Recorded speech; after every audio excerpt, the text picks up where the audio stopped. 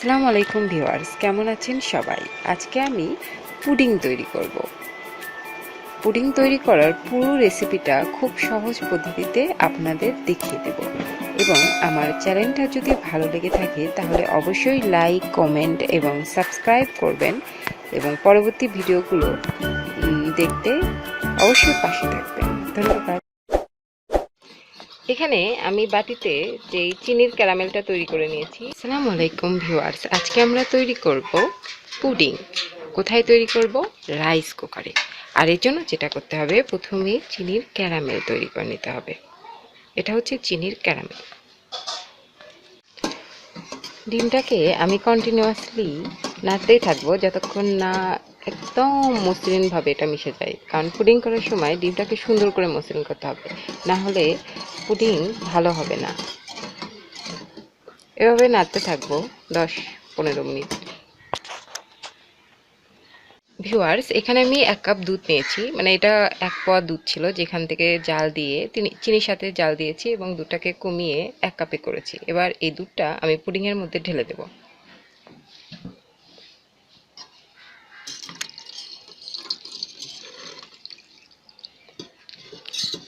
ঢালার পর এটা কন্টিনিউয়াসলি মিক্স করতে হবে আরও 5-6 মিনিট।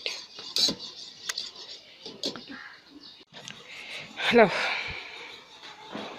এভাবে কন্টিনিউয়াসলি মিক্স করতে হবে দুধ, ডিম আর চিনি যতক্ষণ না মিক্স হয়। হ্যালো,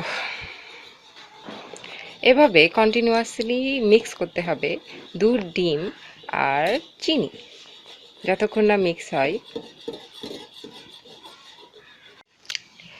এটা হচ্ছে vanilla essence, organic vanilla essence. এখান থেকে আমি 2 ফোঁটা আমাদের পুডিংয়ে দিয়ে দেবো, যাতে একটা সুনির্দিষ্ট এবং সুন্দর কালার আসে।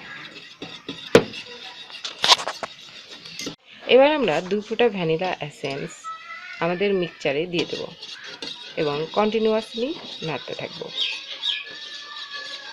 অবশ্যই মিক্সচারটা যাতে স্বতঃস্ফূর্ত আর কন্টিনিউয়াসলিভাবে হোমোজিনিয়াসলিভাবে মেশে, না হলে আমাদের পুডিংটা কিন্তু ভালো হবে না।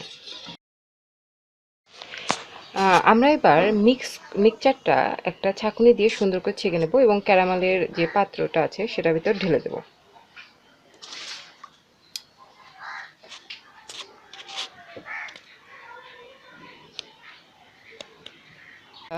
মানে পুরো মিক্সচারটা ছাঁকনি দিয়ে ছেঁকে নেওয়ার পর এরকম একটা অবস্থানে আসবে। এবার এটাকে আমরা রাইস কুকারে মানে হিট দেব, বয়ল করব পানি দিয়ে। অবশ্যই রাইস কুকারে মানে পুডিং তৈরি করার সময় প্লাস্টিকের বাটি বা মেলামাইন এ জাতীয় বাটি আমরা ব্যবহার করব না, আমরা অবশ্যই স্টিলের বাটি ব্যবহার। ভিউয়ার্স, আমরা মানে প্লাস্টিকের বাটির উপরে একটা রাবার দিয়েছি যাতে এটা মানে শক্তভাবে এটা থাকে বয়ল হওয়ার সময়, না হলে এই ঢাকনি খুলে যে অসুবিধা হতে পারে। কুকারে রান্না করব। দেখতে পাচ্ছেন আমি ভেতরে একটা পটের ভেতরে একটা স্ট্যান্ড নিয়েছি এবং তার পাশ দিয়ে খুব কম পরিমাণ পানি দেব যাতে সেটা পাত্রের নিচে থাকে। এবার আমরা ওটা পুডিংয়ের পাত্রটা ওই স্ট্যান্ডের ওপর দিয়ে দেব। এবার ঢাকনি দিয়ে দাও। টিস্যু পেপার দিয়ে ওই অংশটুকু বন্ধ করে দিলাম যাতে মানে পানির বাষ্পটা উপর দিয়ে না বের হয়ে যেতে পারে। এতে করে হিটটা ভেতরেই থাকবে আর মসৃণ কন্টিনিউয়াসলি হিট হবে।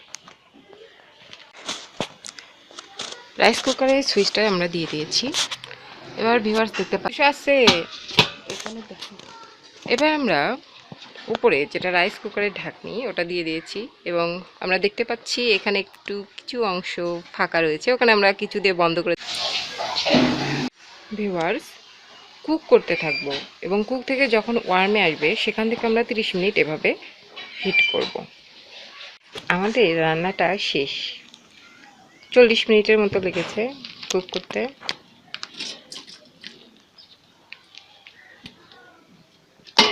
এবং 40 মিনিট পর আমরা নামিয়ে নেব। রান্না শেষ করার পর এবার আমরা দেখব পুডিংটা কেমন হয়েছে। ওয়াও, আমাদের পুডিংয়ের কালারটা অনেক সুন্দর হয়েছে। এবার আমরা এটাকে কিছুক্ষণ ঠান্ডা করে তারপরে ফ্রিজে রাখবো যাতে পুডিংয়ের কম্পোনেন্টগুলো জমাট বাঁধে।